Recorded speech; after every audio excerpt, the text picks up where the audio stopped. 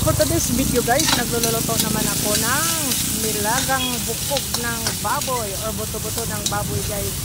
So siyempre una natin ibisa yung bawang, sibuyas at luya mga lalabs, mga ka-youtuber ko diri. O pag humana na, pag mag-brown na siya guys, pagkatapos pag mag-brown na siya, saka natin ilagay yung ating mga vegetable, yung mga vegetable na matagal bago malata. So hayaan na natin hinikos-nikos yung mga ingredients natin na bombay, sibuyas at saka luya. Ayan, para saka natin ilagay yung ating lutya. Ang lutya kasi guys matagal yan malata, kaya kailangan talaga na yan ang iuna sa pagluluto. Anyway, yung karne natin, yung buto natin ng baboy, ini-pressure cooker ko na yan guys para madali lang siyang maluto. So hindi na kailangan patagalan lang pag-isa dyan or paglagay dyan sa kawali. So hayaan na natin yung lutya natin guys na malata siya. Lagyan natin ng asin kasi para lumasa talaga yung sinabaw na bukog ng baboy natin or buto ng baboy. So lagyan natin ng mainit na tubig guys kasi pag hindi mainit na tubig matagal bago kumulo. So every time talaga na magluluto ako ng mga sinabaw-sabaw dyan, mainit na tubig talaga ang ginagamit ko para hindi na ako matagalan sa pagluto. So ayan guys, yung ating lutya, lagyan na natin ng mainit na tubig na galing pa talaga sa thermos. So hayaan lang natin yan guys na malata siya, saka natin ilagay yung sayote natin. So shout out pala sa mga nag-video, nag-upload na mga video dito. Alam ko marami dito sa atin na nag-upload na iba't ibang putahe guys, pero ito guys sa akin, no, ito yung tinatawag na recipe in my own way guys. Ito lang ang kaya ko ipakita sa inyo guys, pabalik-balik na ulam, pero at least masarap yung luto natin. Naka-organize ko yan. So nilagay na natin yung sayote dyan at saka tanglad at saka paminta. Ayan na guys, kumukulo na yung yung ating sabaw. So ano pang hinintay natin? Ilagay na natin yung naka-pressure cooker na buto sa baboy. Lata na po yan mga lalabs ko. So hindi na talaga magtagal.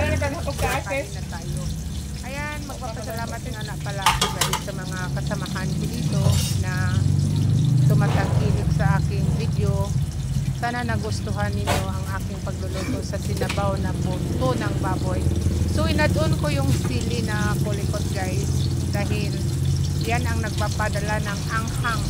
Anyway, may luya naman yan, pero masarap talaga yung siling kulikot dahil yan talaga karamihan or kadalasan ilalagay sa mga sinasabawan ng isda, manok, baka or anything na may sabaw. So ayan, nag-add-on ako ng tubig again guys dahil kulang ang tubig at saka dinagdagan ko din ng asin. Dahil dinagdagan ko man ng tubig, so dagdagan ulit natin ng asin. So ayan na natin guys na kumukulo yan at maluto na yung ating sayote. Saka tayo mag-add-on sa Chinese pizza. So ayan, pasalamat ako once again sa mga nag-thumbs up or nag-view sa aking video dito sa YouTube. Maraming pong salamat sa inyo. So nilagyan ko pala ng asin yung Ajinomoto guys kasi kadalasan talaga, ayawan ko ba sa iba kung gumagamit ba sila ng Ajinomoto. Ako gumagamit kasi ako dahil wala namang lasa kung hindi natin lagyan ng Ajinomoto. Yung iba magic sarap ang gamit nila guys. Ayan na yung Chinese pizza natin, pinatapin ko na guys kasi luto na yung sayote, luto na din yung lutya. Yan na ang last natin guys na ilalagay at saka yung sibuyas dahunan. So ayan na guys, lutong bahay lang yan, hindi talaga special na special, pero importante guys may makain tayo at masarap yung pagkaluto natin. Madaming salamat po sa inyo guys. Sana magkaroon tayo ng maraming para magkaroon tayo ng revenue. So once again, salamat po sa lahat at hanggang dito na lang ang matapos na yung video ko. Kakain na kami guys ng tanghalian. Ito ang ulam namin pang tanghalian mga lalabs ko dyan. Salamat po sa inyo.